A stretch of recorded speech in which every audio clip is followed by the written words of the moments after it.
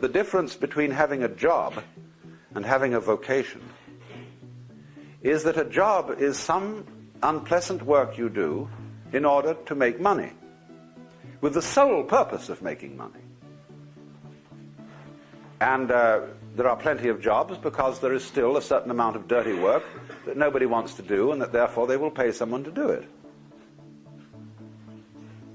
There is essentially less and less of that kind of work because of mechanization. But money and our psychological attitude to money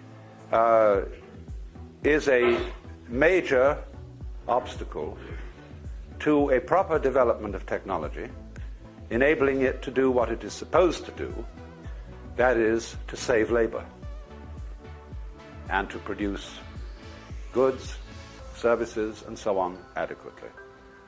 Now, what happens then when you introduce technology into production? You produce enormous quantities of goods by technological methods. But at the same time, you put people out of work. You can say, oh, but it always creates more jobs. There will always be more jobs, yes. But they will be, lots of them will be futile jobs. They will be jobs making every kind of frippery and unnecessary contraption. And one will also at the same time have to beguile the public into feeling that they need and want these completely unnecessary things that aren't even beautiful. And therefore an enormous amount of nonsense employment and busy work, bureaucratic and otherwise, it has to be created in order to keep people working. Because we believe, as good Protestants, that the devil finds work for idle hands to do. But the basic principle of the whole thing has been completely overlooked. That the purpose of the machine is to make drudgery unnecessary. And if we don't allow it to achieve its purpose, we live in a constant state of self-frustration. So then, if a given manufacturer automates his plant and dismisses his labor force, and they have to operate on a very much diminished income, say some sort of dole, the manufacturer suddenly finds that the public does not have the wherewithal to buy his products. And therefore he has invested in this expensive automative machinery to no purpose. And therefore, obviously, the public has to be provided with the means of purchasing what the machines produce. People say, that's not fair. Where's the money going to come from? Who's going to pay for it? The answer is the machine. The machine pays for it. Because the machine works for the manufacturer and for the community.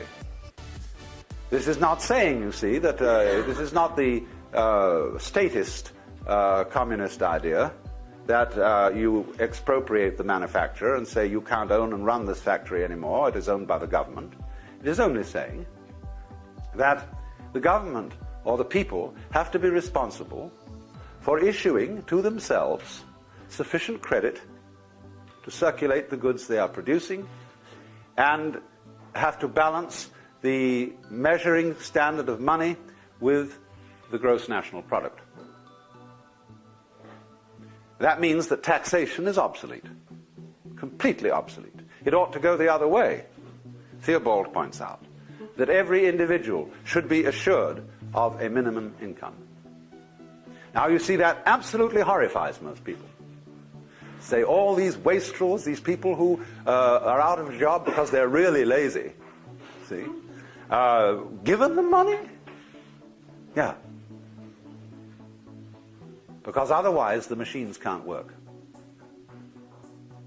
They come to blockage.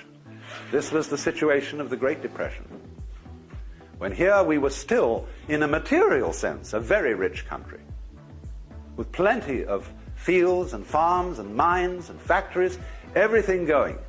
But suddenly, because of a psychological hang-up, because of a mysterious mumbo-jumbo about the economy, about the banking, we were all miserable and poor, starving in the midst of plenty, just because of a psychological hang-up. And that hang-up is that money is real.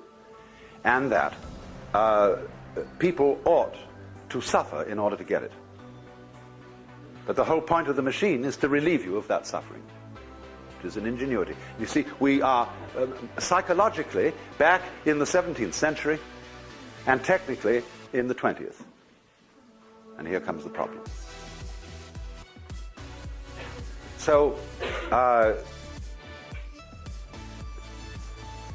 what we have to find out how to do is to change the psychological attitude to money and to wealth, and furthermore to pleasure, and furthermore to the nature of work.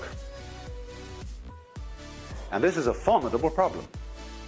It requires the best brains in public relations, in propaganda, in all that kind of thing, in all the media, television, radio, newspapers, everything, to try to get across a message to the vast general public about what money is.